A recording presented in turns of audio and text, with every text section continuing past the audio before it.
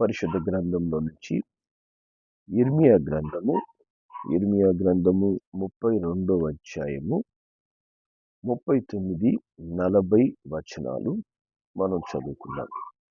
ఇర్మియా 32, 39, 40 వచనాలు. వారికిని వారి కుమారులకును మేలు కలుగుటకై వారు నిత్యము నాకు భయపడినట్లు నేను వారికి ఏక హృదయమును ఏక మార్గమును దయచేయుదును. నేను వారికి మేలు చేయుట మానకుండునట్లు నిత్యమైన నిబంధనను వారితో చేయుచున్నాను. వారు నన్ను విడవకుండునట్లు వారి హృదయములలో నా ఎడల భయభక్తులు పుట్టించెదను. హల్లెలూయా. దేవుని నామానికి మహిమ కలుగును గాక. కాబట్టి చదవబడినటువంటి వాక్యాన్ని మనం చదివితే దేవుడు ఇక్కడ చెప్తున్నాడు, నేను వారికి విడువకుండా మేలు చేసేందుకు, నేను వారి జీవితంలో ఎప్పుడు కూడా మరి మేలే చేయు రీతిగా ఉండడానికి నాకు భయపడే హృదయాన్ని వారికి నేను కలగజేస్తాను. అలాగే వారి హృదయములలో నా ఎడల భయభక్తులు నేను పుట్టిస్తాను. అప్పుడు వారు నన్ను విడువకుండా నన్ను అనుసరిస్తారు అని దేవుడు చెప్తున్నాడు. కాబట్టి ఈ వాక్యాలు చూస్తే మనకేం తెలుస్తుందంటే, దేవుని యందు భయము కలిగి ఉండడం దేవుడు మన జీవితంలో మేలు చేస్తాడు. అలాగే దేవుని విడవకుండా మనం ఉండాలంటే దేవుడు మనకు భయభక్తులు పుట్టిస్తాడు. ఆయన నుండి భయభక్తులు కలిగి ఉన్నప్పుడే మనం ఆయన్ని విడిచిపెట్టకుండా ఉంటాము. అలాగే దేవుని యందు భయం కలిగి ఉండుట మనము మన జీవితాల్లో దేవుడు మేలు పొందుకోవడానికి కారణమవుతుంది. హల్లెలూయా. కానీ మరి కొత్త నిబంధనలోనికి మనం వెళ్ళిన తర్వాత దేవుడు ఇక్కడ ఏం చెప్తున్నాడంటే, 1 యోహాను రాసిన పత్రిక 4వ అధ్యాయంలోకి మనం వెళ్తే 1 యోహాను 4వ అధ్యాయం 18వ వచనం. ఇక్కడ దేవుని వాక్యం ఏం చెప్తుందంటే, ప్రేమలో భయం ఉండదు, అంతేకాదు పరిపూర్ణ ప్రేమ భయమును వెళ్ళగొట్టును. భయము దండనతో కూడినది, భయపడువాడు ప్రేమ యందు పరిపూర్ణము చేయబడిన వాడు కాడు. హల్లెలూయా. పాత నిబంధనలో దేవుడు ఏమంటున్నాడు? నేను మీకు మేలు చేయడానికి భయమును నేను మీ హృదయంలో పుట్టిస్తాను. నన్ను విడిచిపెట్టకుండా ఉండడానికి నేను మీకేం కలగజేస్తాను? భయభక్తులు మీ హృదయంలో కలగజేస్తాను. ఇక్కడ దేవుడు ఏం చెప్తున్నాడంటే, ప్రేమలో భయం ఉండదంట. హల్లెలూయా. ప్రేమలో భయం ఉండదు, అంతేకాదు పరిపూర్ణమైన ప్రేమ ఏం చేస్తుంది? ఆ భయాన్ని వెళ్ళగొడుతుంది. హల్లెలూయా. కాబట్టి అంటే ప్రేమలో భయం ఉండదు అంటే ఏంటి? అంటే దేవుడు భయం పుట్టిస్తానని చెప్పిన దేవుడు ప్రేమలో భయం ఉండదు. కాబట్టి ప్రేమ ఉంటేనే, ప్రేమ గనుక మనలో ఉంటే భయాన్ని అది వెళ్ళగొడుతుంది. హల్లెలూయా. ప్రేమ మనలో, పరిపూర్ణమైన ప్రేమ మనలో ఉంటే భయము మనల్ని విడిచిపెట్టేస్తుంది. అంతేకాకుండా భయము దండనతో కూడింది. భయం ఎటువంటిదంట? దండిస్తుంది. కానీ భయపడువాడు ప్రేమ యందు పరిపూర్ణం చేయబడిన వాడు కాదు. భయపడుతూ ఉండేవాడు ప్రేమలో పరిపూర్ణుడు కాదు అని. కాబట్టి మరి మనలో భయం ఉండాలా? ప్రేమ ఉండాలా? ఏముంటే మనము దేవుని వెంబడిస్తాం? దేవుని అనుసరించాలంటే మనలో ఏముండాలి? పాత నిబంధన చెప్తుంది, మీలో భయభక్తులు నేను పెడతాను. కొత్త నిబంధనలు చెప్తున్నాడు, ప్రేమలో భయం ఉండదు. మరి భయభక్తులు దేవుడు ఎందుకు పుట్టిస్తున్నాడు? దేవుని మాట వినడానికి, దేవునికి లోబడ్డానికి. భయభక్తులు కలిగిన వాడు చెడుతనం అసహించుకుంటాడు, దేవుణ్ణి అనుసరిస్తాడు. మరి ప్రేమ కలిగి ఉండేవాడు ప్రేమలో భయం ఉండదు అంటున్నాడు. ప్రేమ కలిగి ఉండేవాడు ఎట్లుంటాడంట చూడండి, యోహాను సువార్త 14వ అధ్యాయము, యోహాను సువార్త 14వ అధ్యాయము 15వ వచనం మనం చదువుతాం. మీరు నన్ను ప్రేమించిన ఎడల నా ఆజ్ఞలు గైకొంటారు. హల్లెలూయా. ప్రేమిస్తే మనం ఏం చేస్తామంట? దేవుని మాట వింటాం. హల్లెలూయా. మనకు భయము కంటే ప్రేమ చాలా గొప్పది. ఒక వ్యక్తి భయం కలిగి దేవుని యొద్ద ఉన్నాడు అనుకోండి, ఇక్కడ దేవుడు ఉన్నాడని ఒక భయం ఉంటుంది. ఇక్కడ దేవుని మందిరానికి వచ్చినప్పుడు ఇక్కడ దేవుడు ఉన్నాడు, భయపడాలి. లేదా పరిశుద్ధాత్మతో నింపబడేటప్పుడు ఇక్కడ దేవుడు ఉన్నాడు, భయపడాలి భయపడాలి భయపడాలి. అదే ప్రేమ ఉందనుకోండి, ఎక్కడున్నా దేవునికి లోబడతాడు. ఏ స్థలంలో ఉన్నా కూడా దేవుడు నన్ను ప్రేమిస్తున్నాడు కాబట్టి ఆ ప్రేమను అనుభవించిన వాడు దేవుని ఆజ్ఞలు గైకొంటాడు. అదే పాత నిబంధనకు కొత్త నిబంధనకు తేడా. పాత నిబంధనలో దేవుడు ఏం చేశాడు? ధర్మశాస్త్రాన్ని ఇచ్చి, నువ్వు వీటిని వెంబడిస్తేనే, వీటిని లోబడితేనే, నువ్వు నేను చెప్పిన ప్రకారంగా నడిస్తేనే, లేకపోతే దేవుని ఉగ్రత, దేవుని కోపం దిగి వచ్చింది. కానీ కొత్త నిబంధనకు వచ్చినప్పుడు ప్రేమ స్వరూపైన దేవుడు భూమి మీదకి దిగి వచ్చి మన పట్ల తన ప్రేమను చూపించాడు. హల్లెలూయా. మన పట్ల తన ప్రేమను వెల్లడిపరిచాడట. ఎలాగా? 1 యోహాను 4వ అధ్యాయం 10వ వచనం చెప్తుంది, మనము దేవుని 1 యోహాను 4:10 మనము దేవుని ప్రేమించితిమని కాదు, తానే మనలను ప్రేమించి మన పాపములకు ప్రాయశ్చిత్తమై ఉండుటకు కుమారుని పంపెను. ఇందులో ప్రేమ ఉంది. హల్లెలూయా. మన పాపములకు ప్రాయశ్చిత్తం చేయడానికి యేసు ప్రభు శిలువ మీద ప్రేమతో ప్రాణం పెట్టాడు. నన్ను ప్రేమించి ఆయన ప్రాణం పెట్టాడు చూసారా? దాంట్లో ప్రేమ ఉంది. ఆ ప్రేమ నువ్వు అనుభవించావనుకోండి, ఏం చేస్తాము? ఆ ప్రేమను రుచి చూసిన తర్వాత మనల్ని ప్రేమించిన దేవుని మాట వింటాం. హల్లెలూయా. ఈ దినమున క్రైస్తవుడు ఎట్టయిపోయినాడంటే, ఈ ప్రేమను రుచి చూడలేదు కాబట్టే దేవునికి లోబడ్డాడు. ఈ ప్రేమను అనుభవించినందువల్ల క్రైస్తవుడు అనుకుంటాడు, నేను భయభక్తులు కలిగి ఉండాలి. భయభక్తులు కలిగి ఉంటే దేవుడు ఆశ. భయభక్తులు కలిగి ఉంటే, భయభక్తులకు మించినది ఏంటంటే ప్రేమ. ప్రేమ కలిగి ఉండేవాడికి ఆటోమేటిక్గా భయభక్తులు వస్తాయి. ప్రేమ కలిగిన వాడు దేవునికి లోబడతాడు, దేవుని మాట వింటాడు. హల్లెలూయా. ఎందుకంటే ప్రేమలో భయం ఉండదంట. ఇక భయపడాల్సిన అవసరం ఏముంది? దేవుడే నన్ను ప్రేమించి నా కోసం భూమి మీదకి వచ్చి నా కోసం ప్రాణం పెట్టినప్పుడు నేను ఆయన్ని ప్రేమించాలి, ప్రేమించి తీరుతాను. ప్రేమించడం అంటే ఏంటి? ఆయన మాట వినడం. హల్లెలూయా. నువ్వు ఒక వ్యక్తిని అధికంగా ప్రేమిస్తున్నావంటే, నీ భర్తను నువ్వు ప్రేమిస్తున్నావంటే నువ్వేం చేస్తావు? భర్త మాట వింటావు. భార్యను ప్రేమిస్తుంటే భార్య మాట వింటావు. పిల్లలు తల్లిదండ్రులు ప్రేమిస్తే తల్లిదండ్రుల మాట వింటారు. ప్రేమ లోబడుతుందంట. హల్లెలూయా.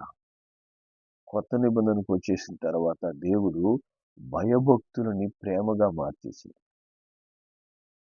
ప్రేమ కలిగి ఉండేవాడు ఆటోమేటిక్గా ఇంకా దేవునికి భయపడాల్సిన అవసరం. ఎందుకంటే భయము దండనతో కూడింది. భయం అనేది ఎప్పుడు మనుషుల్ని కంట్రోల్ చేస్తుంది, కొడుతుంది. తప్పు చేసావు, భయపడ్డం లేదు, నీకు భయం లేదు.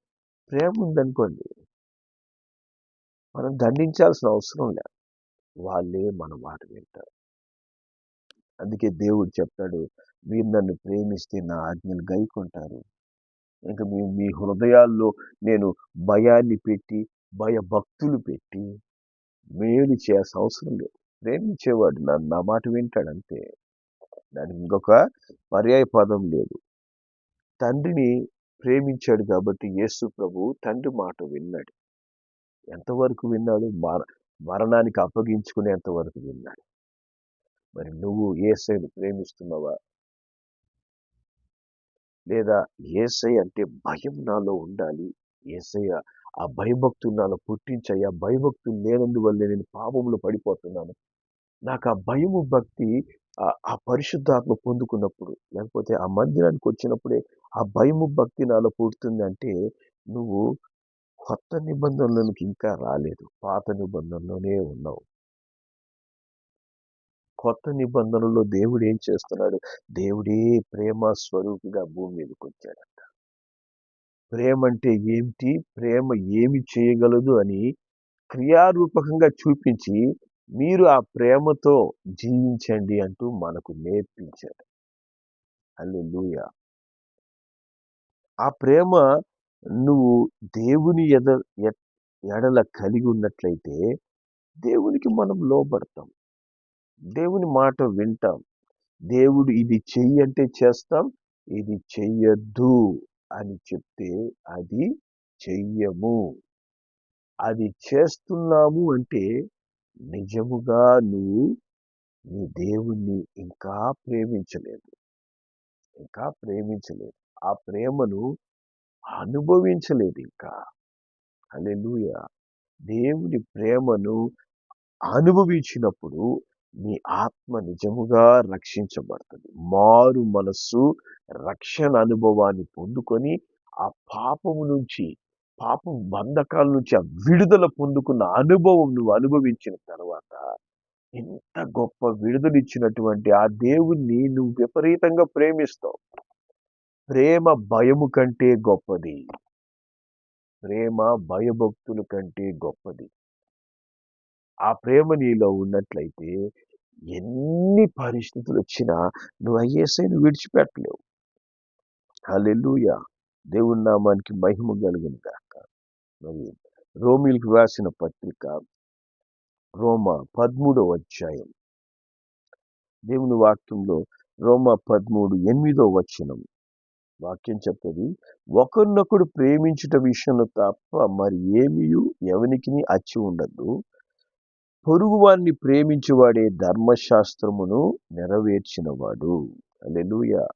పరిశుద్ధ గ్రంథం ఈ ధర్మశాస్త్రాన్ని నువ్వు నెరవేర్చాలి అంటే నీలో భయం కాదు ఉండాల్సింది, ప్రేమ ఉండాలి. దేవుని మీద ప్రేమ. దేవుణ్ణి నువ్వు అర్థం చేసుకోగలిగితేనే దేవుణ్ణి నువ్వు మొదట ప్రేమించగలవు. దేవుడు నీకేమై ఉన్నాడు, నీకేం చేశాడు, అది నువ్వు అనుభవపూర్వకంగా ఆ రక్షణను పొందుకుంటేనే ఆ ప్రేమ దేవుని పట్ల నీకు కలగతది. ఆ ప్రేమ నిన్ను దేవునికి లోబడేవానిగా చేస్తుంది. హల్లెలూయా. అప్పుడు నీకెవ్వరు చెప్పాల్సిన అవసరం లేదు. ఏమని? ఈ టైంకి నువ్వు దేవునికి యొద్దకు రావాలి. ఈ టైంకి మనం ప్రార్థనలో పాల్గొనాలి. లేదా నువ్వు దేవునికి ఎంత సమయం ఇస్తున్నావు? దేవుణ్ణి మనం నిజంగా ప్రేమిస్తున్నాము లేదా? ఇవన్నీ ఎవరు మనం ప్రశ్నించాల్సిన అవసరం లే. ప్రేమించేవాడు ఆటోమేటిక్‌గా దేవునితో సహవాసం, లోతైన సహవాసం కలిగి జీవిస్తాడు. అంతే. ఇంక దానికి ఇంక వేరే మాట లేదిక. క్రైస్తవునిలో వస్తున్న లోపం ఏందంటే దేవుణ్ణి ప్రేమించడం తెలీదు. ఎందుకంటే దేవుని ప్రేమ కార్యాన్ని అనుభవించలేదు. ప్రేమ కార్యం ఏంటి? రక్షణ కార్యం. యేసు ప్రభు తన ప్రేమ చేత ప్రాణాన్ని పెట్టి నిన్ను నన్ను రక్షించుకున్నాడు. ఆ రక్షణ కార్యాన్ని అనుభవించిన క్రైస్తవుడు అన్ని సమయాల్లో ప్రభువుని ప్రేమిస్తాడు. ప్రేమిస్తాడు. ప్రేమించే వ్యక్తి ఎవరంట? ధర్మశాస్త్రాన్ని నెరవేరుస్తాడంట. హల్లెలూయా. దేవుని నామానికి మహిమ కలుగును గాక. మరి 9వ వచనం 10వ వచనం మనం చదివితే ఇక్కడ వాక్యం చెప్తుంది, ఎలాగనగా వ్యభిచరించవద్దు, నరహత్య చేయవద్దు, దొంగలించవద్దు, ఆశించవద్దు అనినవియు మరి ఏ ఆజ్ఞ ఉన్న ఎడల అదియు నిన్ను వలె నీ పొరుగు అని ప్రేమించవలను అను వాక్యంలో సంక్షేపముగా ఇమిడి ఉన్నది. ప్రేమ పొరుగువానికి కీడు చేయదు గనక ప్రేమ కలిగి ఉండట ధర్మశాస్త్రము నెరవేర్చుటయే. ఇప్పుడు మనకు అర్థమైపోయి ఉండాల. మా క్రైస్తవుడు, నేను అన్యుల గురించి చెప్పడం లేదు, ఎందుకంటే వాళ్ళు ఆటోమేటిక్గా దేవుని ద్వేషించేవాళ్ళు. దేవుని ప్రేమిస్తున్నాను అంటూ నటించే క్రైస్తవుల గురించి నేను మాట్లాడుతున్నాను. దేవుని ప్రేమిస్తున్నామని చెప్తారు, పాపం చేస్తారు. దేవుని ప్రేమిస్తానంటారు, దేవునికి లోబడరు. దేవుని ప్రేమిస్తానని చెప్తారు, దేవుని హృదయాన్ని గాయపరుస్తారు. దేవునికి ఇష్టం లేని పనులు చేస్తుంటారు. ఎందుకని? వాళ్ళు నిజంగా దేవుని ప్రేమను అనుభవించలేరు కాబట్టి. నిజంగా అటువంటి వాళ్ళని పాత నిబంధన కాలంలోకి తీసుకుని వెళ్తే దేవుడు పాపం చేసిన వాళ్ళకి ఏం చెప్పాడు? కొరడాలతో కొట్టమన్నాడు, రాళ్లతో కొట్టమన్నాడు. కాబట్టి ఇటువంటి ప్రేమ లేని వాళ్ళకి ఎటువంటి శిక్ష రావాలా? పాత నిబంధన కంటికి కన్ను, పంటికి పన్ను, ఇది శిక్ష పాత నిబంధనలో. కానీ కొత్త నిబంధనకు వచ్చినప్పుడు ఏమైంది? ప్రేమ దోషములన్నీ కప్పేసిందంట. హల్లెలూయా. దోషములన్నీ కప్పేసింది. ఇక అక్కడ శిక్ష కొట్టివేయబడింది. మనం పొందుకోవాల్సిన శిక్షను యేసు ప్రభు ప్రేమతో భరించేసినందువల్ల ఆ శిక్ష కొట్టివేయబడింది. కాబట్టి దేవుని వాక్యం ఇక్కడ ఏం చెప్తుంది? కొత్త నిబంధనకు వచ్చేసరికి పరిశుద్ధ గ్రంథంలో ఎన్ని ఆజ్ఞలు ఉన్నాయో అవన్నీ కూడా ఎప్పుడు నెరవేరిపోతాయంటే మనము అందరినీ ప్రేమించడంతో. హల్లెలూయా. అందరినీ ప్రేమించడం. ఎలా ప్రేమించాలా? స్వార్థపూరితంగా మన ఇష్టమైన వారిని మట్టుకే, మనకు సహాయం చేసే వాళ్ళని మట్టుకే, మనకు కావలసిన వారిని మట్టుకే ప్రేమించడం కాదు, శత్రువును కూడా ప్రేమించన్నాడు దేవుడు. హల్లెలూయా. నీ హృదయాన్ని గాయపరిచిన వాడిని, నీకు ద్రోహం చేసే వాళ్ళని కూడా ప్రేమించు. అంటే అటువంటి వాళ్ళని ప్రేమించి వాళ్ళతో సహవాసం చేయడం కాదు, వాళ్ళ వాళ్ళ స్వభావాన్ని ఎరిగి వారిని క్షమించి వారికి దూరంగా ఉండడం. అది శత్రువుని ప్రేమించు అని చెప్పేసి అంటే ఇప్పుడు వెంటనే అమెరికా దేశం పోయి ఇరాన్ దేశంతో మాట్లాడుకుంటూ కూర్చోదు. వాళ్ళ స్వభావాలు తెలుసుకొని వారిని క్షమించి దూరంగా ఉండాలి. అది జ్ఞానం కలిగి ఉండడం, జ్ఞానవంతుల లక్షణం. శత్రువు యొక్క స్వభావాన్ని ఎరిగి అతన్ని ప్రేమిస్తున్నప్పుడు నువ్వేం చేస్తావంటే అతను క్షమిస్తావు, చేసిన తప్పును క్షమిస్తావు, ఇకపై దూరంగా ఉంటావు. అదే ఏమవుతుందంటే ధర్మశాస్త్రం నెరవేరుస్తుంది. అదే ఆ ప్రేమ లేనివాడు ఏం చేస్తాడు? ఈ పని చేశాడు కాబట్టి తిరిగి ఏం చేయాలని ఆలోచిస్తాడు, తిరిగి అతని విరోధంగా ఏం చేయాలి. అదేమవుతుందంటే పాపం అవుతుంది. అందుకే ఆ పని చేయకుండా ఉండడానికి దేవుడు ఏం చేస్తాడంట? మనలో భయభక్తులు పుట్టిస్తాడు, భయాన్ని పుట్టిస్తాడు. అప్పుడు ఏంటంటే, ఈ శత్రువుకి విరోధంగా ఈ పని చేస్తే తప్పు, దేవుడు నన్ను దండిస్తాడు, దేవుడు నన్ను కొడతాడు, నేను ఆ తప్పు నేను చేయకూడదు అనే భయం వస్తుంది. ప్రేమలోకి వచ్చినప్పుడు ఏమైపోద్దంట? శత్రువు మనల్ని ద్వేషిస్తున్నాడా, వాళ్ళని క్షమించి దేవునికి అప్పగించేసి వారికి నుంచి మనం దూరం అయిపోతాం. అందుకే ప్రేమ పొరుగు వానికి కీడు చేయదు గనక ప్రేమ కలిగి ఉండట ధర్మశాస్త్రం అంతటిని నెరవేర్చినట్లే. పరిశుద్ధ గ్రంథంలో రాయబడినవన్నీ కూడా మనం నెరవేర్చగలిగేది ఎప్పుడంటే మనం ప్రేమించినప్పుడు. ఎవరిని ప్రేమించాలి? లోకాన్ని కాదు. మనుషులు లోకాన్ని అధికంగా ప్రేమిస్తుంటారు. లోకాన్ని ప్రేమించడం పక్కన పెట్టండి. మనం ఎవరిని ప్రేమించాలంటే దేవుణ్ణి ప్రేమించాలి. హల్లెలూయా. నిన్ను ప్రేమించినటువంటి దేవుని నువ్వు ప్రేమించగలిగితే నువ్వు అన్ని పరిశుద్ధ గ్రంథంలో రాయబడినటువంటి ఆజ్ఞలన్నీ నువ్వు నెరవేర్చినట్లే. హల్లెలూయా. అందుకే 1 కొరింథీ 16వ అధ్యాయము 14వ వచనంలో దేవుని వాక్యం చెప్తుంది, మీరు చేయు కార్యములన్నీ ప్రేమతో చేయండి. హల్లెలూయా. ఏ కార్యం చేసినా ప్రేమతో చేయండి. ఏ కార్యం? ఒక శత్రువుకి నువ్వు సహాయం చేయాల్సి వస్తే, నాకు ఇంత విరోధంగా ప్రవర్తించాడు కదా, ఇతనికి ఈ విధంగా నేను చేసి తీరుతాను అనే విధంగా కాదు, ప్రేమతో నువ్వు చేయమంటున్నాడు దేవుడు. ప్రేమతో చేసినప్పుడు అతనికి ఏం చేస్తావు? చేసిన కీడుకు మేలు చేస్తావు. అదే ప్రేమ ద్వారా మనము నేర్చుకునే పాఠం. ప్రేమ ద్వారా మనము దేవుని ఆజ్ఞను గైకొంటాం. హల్లెలూయా! ఈ దినము మీలో దేవుని భయం ఉందా? భయమును పోగొట్టే ప్రేమ ఉందా? దేవుని భయం నీలో ఉన్నట్లయితే ఇంకా ఏంటంటే మనము పరిపూర్ణులం కాలేదు. మనం ఇంకా సంపూర్ణతలోకి రాలే. పాత నిబంధనలోనే ఉన్నాం. నువ్వు కొత్త నిబంధనలోనికి వస్తే ప్రేమ మరి దేవునికి లోబడే విధంగా మనల్ని మార్చివేస్తుంది. ఎందుకంటే ప్రేమ దేవుని మూలంగా పుడుతుందంట. ప్రేమించేవాడే దేవుని మూలంగా పుట్టినవాడంట. 1 యోహాను 3వ అధ్యాయము 10వ వచనంలో 3:10 దేవుని వాక్యం చెప్తుంది. ప్రేమింపని తన సహోదరుని దీనిని బట్టి దేవుని పిల్లలెవరు అపవాది పిల్లలెవరు తేటపడును. నీతిని జరిగించని ప్రతివాడును తన సహోదరుని ప్రేమించని ప్రతివాడు దేవుని సంబంధులు కాదు. కాబట్టి ప్రేమించలేని వాడు దేవుని సంబంధి కాదు. అంతే, దేవుడు ఒకటే మాట చెప్తున్నాడు. కొత్త నిబంధనకు వచ్చినప్పుడు భయం లేనివాడు దేవుని సంబంధి కాదు. ప్రేమ లేకపోతే దేవుని సంబంధి కాదు మనము. హల్లెలూయా! 1 కొరింథీ 13వ అధ్యాయం దేవుని వాక్యం ఇక్కడ చెప్తుంది.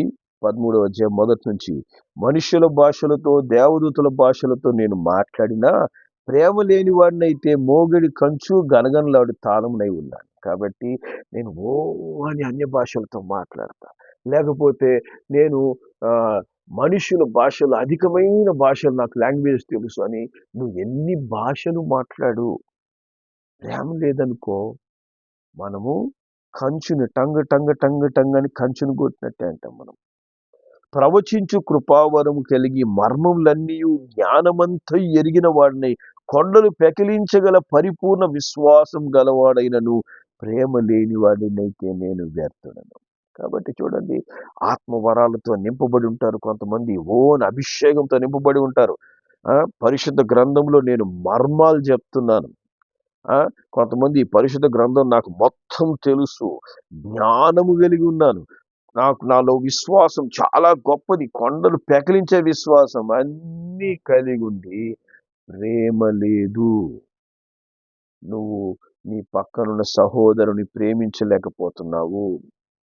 నీ పక్కనున్న దైవజనుని, నీ పక్కనున్న క్రైస్తవుని నువ్వు నిజంగా ప్రేమించి నీ ప్రేమను కనబరచలేకపోతున్నావంటే వ్యర్థుడు అంటాడు. ఒకటే మాట దేవుడు, వ్యర్థుడయ్యావాడు, వ్యర్థురాలయ్యా ఆమె అని దేవుడు ఒకటే మాట చెప్తాడు. ఇంకంతకంటే అవమానకరమైన పదం లేదు. వ్యర్థుడు అంటే ఏంటి? దేనికి పనికిరాని వాడు, దేనికి ఉపయోగం లేదు, దేవునికి ఉపయోగం లేదు, లోకానికి ఉపయోగం లేదు అంటాడు దేవుడు. ఒకటే మాట, బీదల పోషణ కొరకు నా ఆస్తి అంతా ఇచ్చినను, కాల్చబడుటకు నా శరీరం అప్పగించినను ప్రేమ లేని వాడినైతే నాకు ప్రయోజనమేమీ లేదు. సరే, మనం అందరికీ సహాయాలు చేస్తున్నా, అది చేస్తున్నా, ఇది చేస్తున్నా, ప్రేమ లేదు మనకు. ప్రేమ లేకపోతే ప్రయోజనం లేదు, ప్రయోజనమే లేదు. ఇవన్నీ చేసినందువల్ల కూడా ఏ మేలు మనకు కలగదు. కాబట్టి ప్రేమ ఎటువంటిదంట? ప్రేమ శాశ్వత కాలము ఉండును అని 8వ వచనం చెప్తాడు. 1 కొరింథీ 13:8, ప్రేమ శాశ్వత కాలము ఉండును. ప్రవచనములు అయినా నిరర్ధకములైతే, భాషలైనా నిలిచిపోతాయి, జ్ఞానం వ్యర్థమైపోద్ది, కానీ ప్రేమ మటుకే నిలబడదు. అందుకే దేవుడు కొత్త నిబంధనలకు వచ్చేసరికి భయమును ప్రేమగా మార్చేశాడు, భయభక్తుల్ని ప్రేమతో నింపేశాడు. హల్లెలూయా! దినము నువ్వు ప్రేమ కలిగి ఉన్నట్లయితే దేవుని ఆజ్ఞలకు లోబడిపోతావు, దేవుని మాట వింటావు. దానికి మనం పాత నిబంధనలాగా భయం మనలో పుట్టించాల్సిన అవసరం లేదు. ప్రేమించేవానికి దేవుడు అన్నీ ఇస్తాడు. హల్లెలూయా! ఆ ప్రేమను కూడా దేవుడు ఎలా మనకిస్తాడు? పరిశుద్ధాత్మ ద్వారా మన హృదయంలో ప్రేమను కుమ్మరిస్తాడంట. రోమా 5:5లో చెప్తాడు. కాబట్టి పరిశుద్ధాత్మ ద్వారా దేవా నీ ప్రేమతో నన్ను నింపు. ఎందుకంటే మనుషుల ప్రేమ ద్వారా మనము సాటి వ్యక్తిని నిజంగా ప్రేమించలేము. మనకు కావాల్సింది ఏంటంటే అగాఫే ప్రేమ, దేవుని ప్రేమ. హల్లెలూయా! ఆ ప్రేమ ఎవరు ఇస్తారు? దేవుడే ఇస్తాడు. ఎందుకంటే ఆయన ప్రేమై ఉన్నాడు. ఆ ప్రేమ మన హృదయాన్ని నింపినప్పుడు మనం ఏం చేస్తామంటే ఆటోమేటిక్‌గా దేవుని ఆజ్ఞలకు లోబడతాం. దేవునికే మన జీవితంలో ముఖ్యత్వం ఇస్తాం. మొదటి స్థానం ఇస్తాం. మిగతావన్నీ పక్కన పెట్టి దేవుని కోసము మనం మొట్టమొదట నిలబడతాం. క్రైస్తవులై ఉండి దేవునికి చివరి స్థానం ఎందుకు ఇస్తున్నారు అనంటే వాళ్ళు ప్రేమలో లేరు. భయంలో ఉన్నారు. ఆ భయం కూడా వాళ్ళలో లేదు. చూడండి. దే దేవుని యందు భయం లేని వాళ్ళే పాపం చేస్తారు. కాబట్టి ఆ భయం కూడా లేదు వాళ్ళకి. ఈ దినం మనలో ఏముంది? భయం లేని వారిగా మనం ఉంటున్నామా? దేవుని యందు భయం కలిగి మనం ఉంటున్నామా? లేకపోతే ప్రేమ నీలో ఉందా? హల్లెలూయా! ప్రేమ నిన్ను పరిపూర్ణతలోనికి తీసుకెళ్తుంది. సంపూర్ణము నేను సంపూర్ణతలోనికి నడిపించగలిగేది ప్రేమ మాత్రమే. హల్లెలూయా! అట్టి ప్రేమను నువ్వు అనుభవపూర్వకంగా అనుభవిస్తే కానీ నీలో ఆ ప్రేమ ఉండదు. నీ దినమున రక్షణ అనుభవం పొందావా? దేవుని ప్రేమ అనుభవించి ఆ మారు మనస్సు రక్షణ అనుభవం కలిగి ఉన్నావా? అట్టి అనుభవం నీకొస్తే నువ్వు ప్రేమిస్తావు. ప్రేమిస్తే దేవుని ఆజ్ఞకు లోబడతావు. ప్రేమిస్తే ధర్మశాస్త్రాన్ని నెరవేరుస్తావు. ప్రేమిస్తే అందరికి మేలు చేస్తావు. హల్లెలూయా! ఆ విధంగా మనము జీవించాలనేదే దేవుని ఆశ. ఈ లోకంలో దేవుని స్వభావం ఈ లోకానికి మనం చూపించాలంటే ప్రేమించడం ద్వారానే చూపించగలం. కాబట్టి ప్రేమ చూపడం నేర్చుకుందాం. ఇప్పటి నుంచన్నా మనం మార్చుకుందాం. ఏదో మనము దేవుని సన్నిధికి వచ్చినప్పుడు భయభక్తులతో ఆడ కూర్చోడు అది కాదు. మనకు కావాల్సింది దేవుణ్ణి ప్రేమిస్తే నువ్వు అన్ని సమయాల్లో దేవునికి లోబడతావు. తప్పు చెయ్యవు. దేవునికి లోబడ్డం అంటే ఏంటి? పాపము చెయ్యం. పాపం అసహించుకుంటాం. దేవునికి ఇష్టం లేని ఏ చెడ్డ పని మనం చేయం. హల్లెలూయా! ఆ విధంగా నీలో ప్రేమ ఉందా లేదా అనేది ఒకసారి పరీక్షించుకో. లేనట్లయితే తిరిగి ఆ రక్షణ అనుభవం ద్వారా ప్రభువుతో కలుసుకో. రక్షణ అనుభవాన్ని మరలా నూతనంగా పుట్టించు. రక్షణానందం నాలో పుట్టించయ్యా అని అడుగు. ఆ రక్షణానందం అనుభవిస్తూ ప్రేమ కలిగి ఉండడానికి ప్రయాసపడు. దేవుడు అట్టి తన ప్రేమను మన హృదయాల్లో పుట్టించునుగాక. ప్రార్థన చేద్దాం. ప్రేమగల మా తండ్రి నీకు వందనాలు స్తోత్రం చెల్లిస్తున్నాం. అయ్యా ప్రేమలో భయం ఉండదు తండ్రి. తండ్రి మాలో భయభక్తుల కంటే అధికంగా ఉండాల్సింది దేవుని యందు ప్రేమ. ఆ ప్రేమ దేవునికి లోబడేటట్టు చేస్తుంది. దేవుని మాట వినేటట్టు చేస్తుంది. ఆ ప్రేమను అనుభవపూర్వకంగా అనుభవించేందుకు రక్షణ అనుభవం, మారు మనసు అనుభవం, పాప క్షమాపణ అనుభవం మేము అనుభవించేందుకు సహాయం చేయండి. దాని ద్వారా దేవుని ప్రేమను తెలుసుకొని ఆ ప్రేమతో నింపబడి ఈ లోకంలో దేవుణ్ణి ప్రేమిస్తూ దేవునికి సాక్షులుగా జీవించేందుకు మాకందరికీ కృపను అనుగ్రహించమని యేసు నామములో ప్రార్థిస్తున్నాను తండ్రి. ఆమేన్.